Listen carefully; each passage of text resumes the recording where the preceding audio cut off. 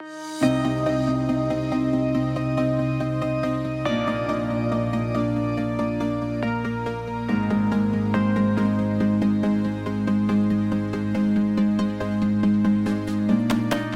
this is your host, Renata Ortega. Welcome to today's episode of the Cycle Breaker and Changemaker podcast. This podcast is all about how to break free from negative generational cycles in order to create meaningful, lasting changes. For helpful tools and answers to your most pressing questions, be sure to follow me on Instagram and Facebook at Cycle Breaker Changemaker. I look forward to helping you on your cycle breaking and change-making journey. I promise you will find nothing more rewarding than this.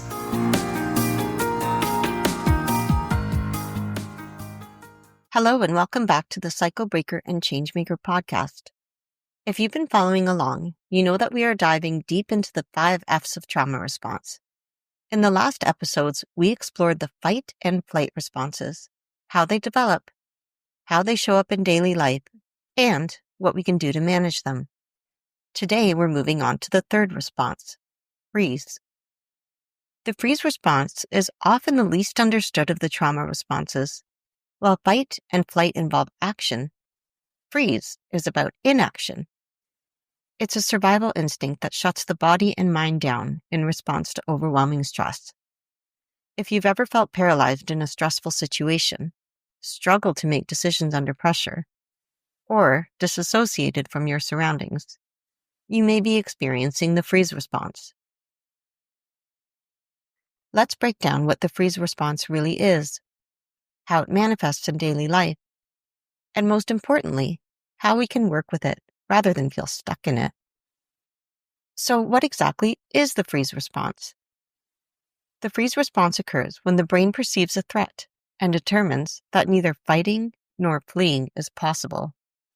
Instead, it chooses a third option, shutting down.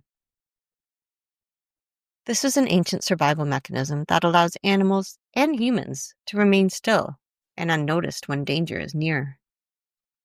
For trauma survivors, the freeze response can become deeply ingrained, causing them to feel stuck, unable to take action, and disconnected from their emotions or their environment.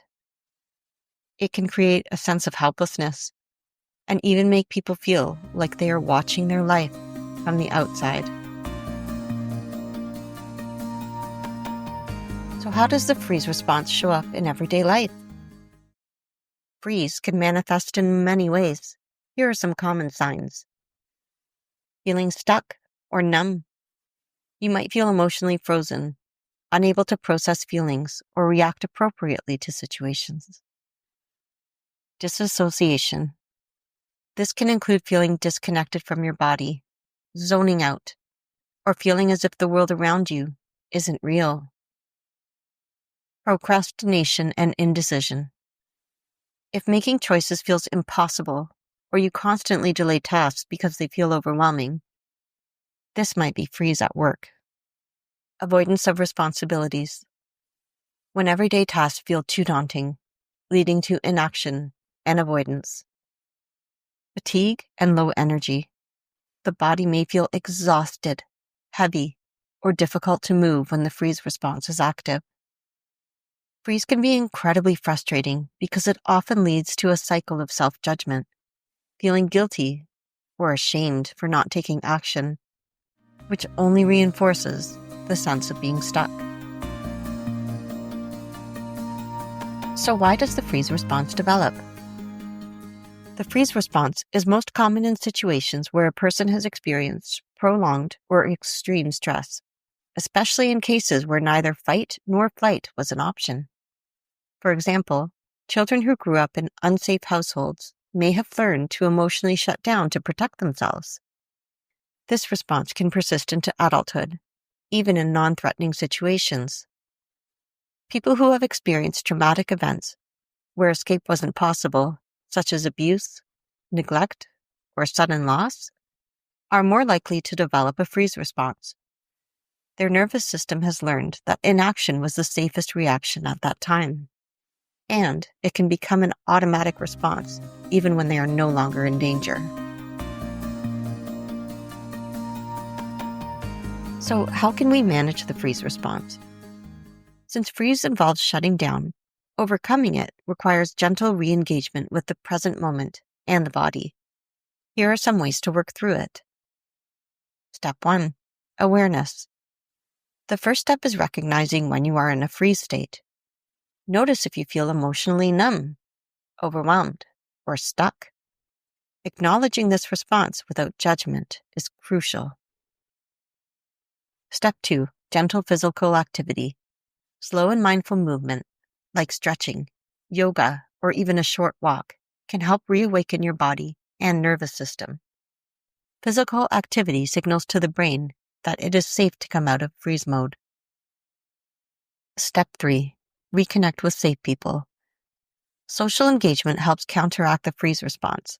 Talking with a trusted friend, therapist, or support group can help bring you back to the present and remind you that you are not alone. Here is my experience with the freeze response. For much of my life, I didn't realize I even had a freeze response. I thought I was just indecisive or procrastinating. I always knew, though, that I was not lazy. I was, in fact, the opposite. I worked so hard I would get lost in it. But in reality, I was frozen, overwhelmed by the weight of past trauma and unable to move forward. I remember times when making even the smallest decisions felt impossible. Instead of addressing things, I would disassociate or shut down emotionally. The more I avoided my emotions, the worse I felt. But understanding that this was my nervous system's way of trying to protect me changed everything. When I began using grounding techniques, moving my body, and taking small steps, I started to feel unstuck. It wasn't an overnight fix, but slowly I built the confidence to take action again. If today's episode resonated with you, please know that you are not alone. The freeze response is a deeply ingrained survival mechanism, but with patience and small steps, you can start to regain control. Healing from trauma is not about forcing yourself out of freeze mode. It's about learning to move forward gently and at your own pace. In our next episode, we'll explore the fawn response, what it looks like, why it happens, and how to navigate it. If you found this episode helpful, please share it with someone who might benefit. And as always, thank you for being here, for listening, and for choosing to heal. Thank you for listening to today's episode of Cycle Breaker and Changemaker. I would love to hear from you and to receive your feedback. Remember, you can reach me on Instagram or Facebook at Cycle Breaker Changemaker. Please rate, review, and subscribe wherever you get your podcasts in order to help me continue to help you. I am looking forward to having you join me for the next episode. Until then, please take care.